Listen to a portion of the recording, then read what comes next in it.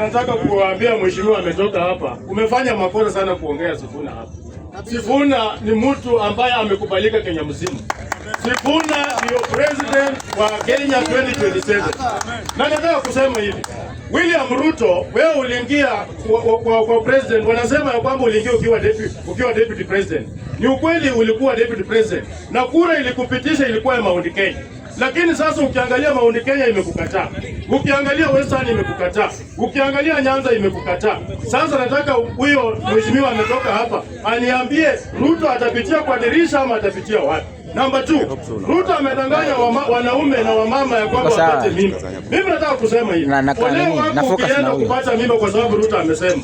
Hiyo kitu Ruto ni muongo. Ruto atakudanganya, atalea mtoto na hatalea mtoto. Kwa hivyo tunaambia wanaume tusilale na wanawake tuwapee mimba mpaka Ruto achoke. Na ndio maana tunasema hata kwa kitanda ni one term. Tunaenda shoti moja, ingine tunaweka 2027.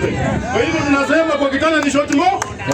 Tunasema ni one term, shoti moja kwa kitanda, shoti moja wakati tutaapisha Sifuna, taanza kwenda shoti mbili. Asante sana Mr. Speaker.